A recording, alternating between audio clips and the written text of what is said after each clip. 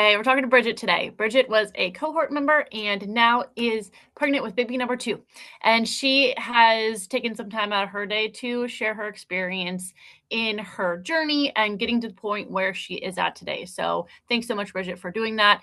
And really, I'll let you open. I just want to hear a little bit about kind of what your journey was like before you found us and then kind of how it was at that point, and we'll just take it from there.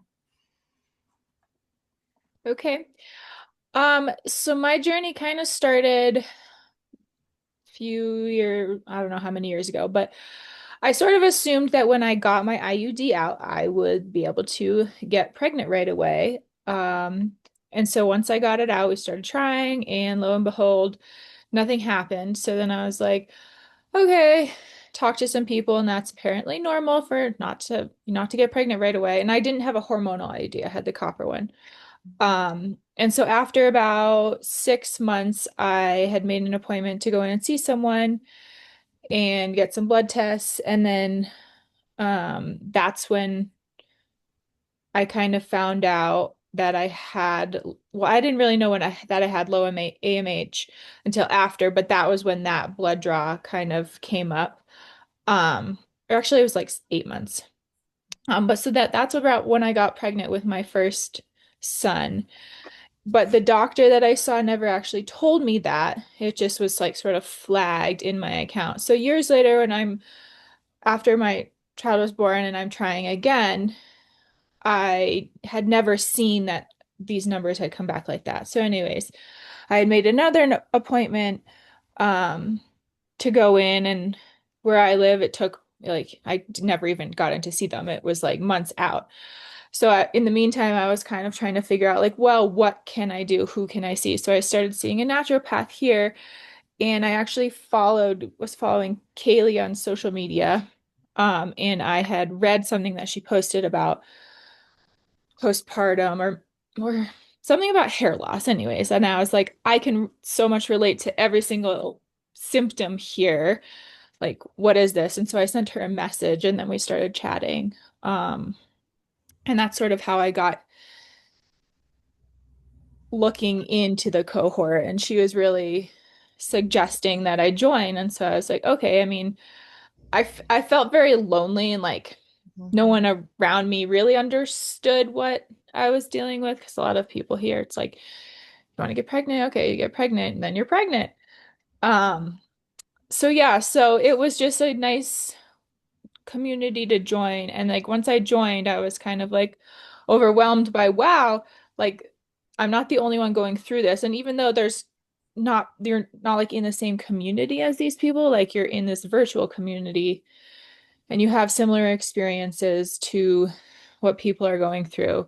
Um, and then a big thing for me was like once we started talking about the macro trio and implementing all these changes, um, some of the changes that you like start seeing, like for me personally, like I stopped exercising a lot more than I should have been. Um, and I was trying to focus on sleeping more and, eating more, and like slowly you start gaining weight. And so for some people that's like kind of challenging. Because you're like, Especially because you're an athlete, right? I mean, you've been an athlete for decades, is that correct? And yeah, current running, I think, is what you enjoy to yeah, do. yeah. Yep. And so yeah, so especially like as an athlete, that's just not that I weigh myself every day, but like I definitely don't weigh myself. But that's just something like you start to notice your clothes fit a little bit differently, and like it's just sort of hard mentally to be like, this is what I want, but then this is also kind of what I think I want. So just having that like inner voice conflict, but then to see like in an online community that other people are also kind of going through this, and to feel like you're not the only one, but like this is our goal. So to just sort of have that constantly being reminded of like, but this is the goal. Like this is supposed to be happening because in our culture, maybe we're not so focused on being the best health that we can for pregnancy. It's more this That's other, huge. That's huge, Bridget. Is yeah, and you're nailing it. I mean, that struggle, that internal conflict of okay, well, my goals up until this point have been different, but and the shift to the goal of now supporting your best fertility possible. That right there is kind of what you're speaking to is that struggle. Is that correct? Yeah, yeah, Yeah. for sure. And Um, so the community was a big part. Was that helpful to have that community in the cohort where you realize that, oh, wow, I'm not the only one having this struggle. And oh, this is part of the whole embodying that shift from our initial goal to a different goal. right. Yeah, totally. And like also just looking at some of the other root cause, the whole root cause picture. For me personally, I never even considered that my adrenals were like being overworked, or I just never, ever, ever considered them. But then when I was thinking recently about like, okay, well, I used to like have this mental conflict, like I'm totally exhausted, but I'm gonna get up early to exercise before I go to work.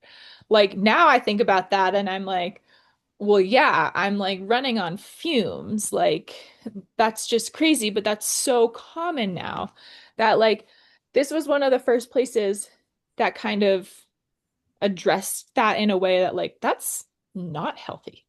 Yeah. Um, That's because that's what we're told. I mean, you get your workout in no matter how you feel. You have to work out. yeah. And so at the end of the day, I think that just like cascaded into a million things and like all these things sort of brought to my attention. And after taking like some months to like readjust all these patterns. And it was slowly like even before I joined the cohort, I had like slowed down on how much exercise I was doing, and I tried to cut out caffeine because that's what I was running on. Um, and all these things.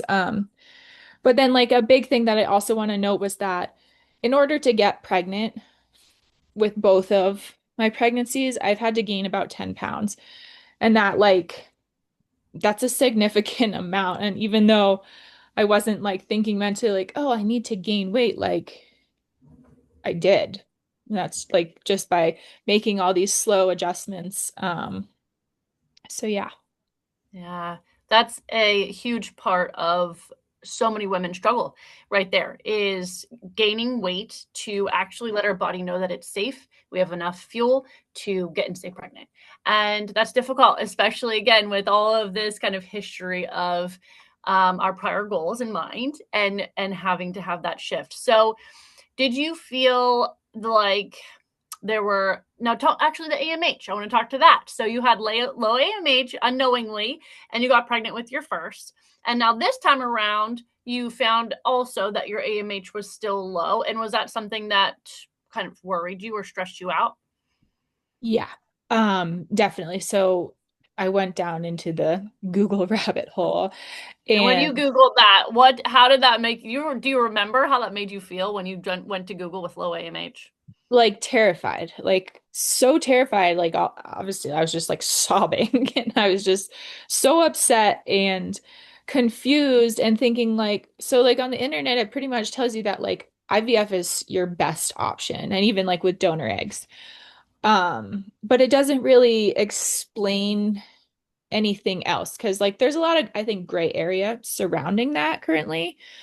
Um, and so then like I did make a consultation um with a fertility clinic and I talked to this woman and it was so disheartening. I don't even know how else to say it, but pretty much she's like, "Oh yeah, looking at your numbers, like didn't ask anything about me. Looking at your numbers, like your best option is IVF." And then I was like asking some questions and just was like pretty unhelpful and like pretty much pushing me in that direction, but didn't really give any reasoning as to why. But also I'm 34. So I'm not super young, but I'm not old.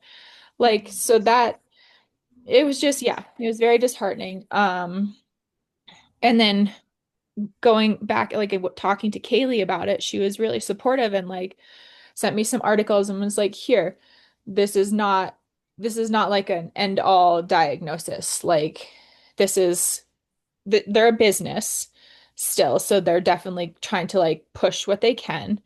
but like there are ways to kind of address and like work on other things, like egg quality. Yeah. Um, so yeah. And so once you started to bring in that knowledge, that information from, oh, certain root causes are contributing to this picture, and did you feel like you had to make monumental shifts? Did you feel like you had to turn your life upside down in order to get pregnant with a low AMH? Or how did you feel at that point once you started actually learning what goes into making our fertility the best possible? Yeah, it was like slow and like again, like I said, like before I joined the cohort, had sort of been implement starting to implement some changes in my life, just knowing myself.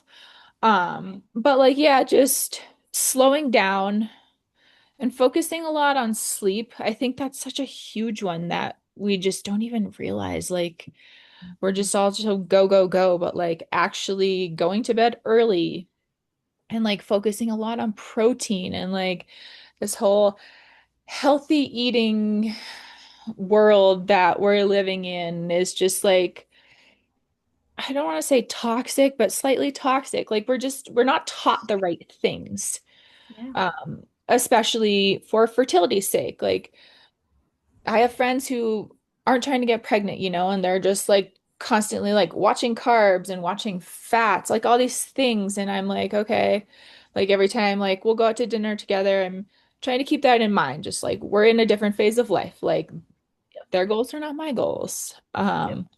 So just focusing a lot on like nutrition, and I've been a vegetarian for 16 years. So that was also a big shift for me to try to just like tell myself like I've been seeing an acupuncturist and she was the first one that was like eating meat will help your fertility, like just said it straight up to me, and I was like, you're the first person that's like looked me in the eye and like told me this. Love um that. so yeah. Yeah.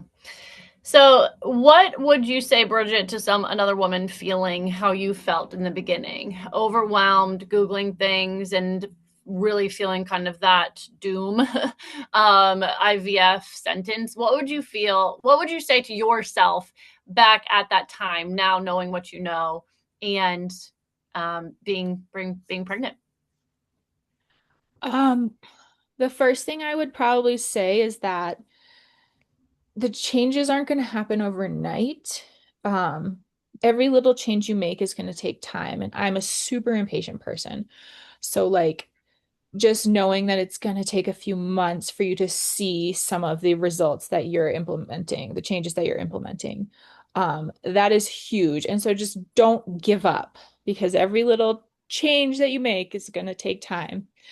Um, and second to would be that it's okay for your body to change. Like, it's really okay. Like, this view that we have of ourselves can change, and being pregnant makes your body change. So that's just, it's like just the beginning. Um, but yeah, just trying to accept yourself for every part of your life that you're in, and that it's okay to feel really sad, and that the community is really helpful to find support because a lot of people around you might not know. And it's an interesting thing to be going through in a day-to-day life because not everyone wants to hear about it. Beautiful. You captured so much there so succinctly. And I know it's going to help a lot of women to really feel like they're not alone, and that flipping that time narrative is so powerful. Because, as you know, that's often one that we're told we're working against the ticking clock. So that's a very, very powerful shift.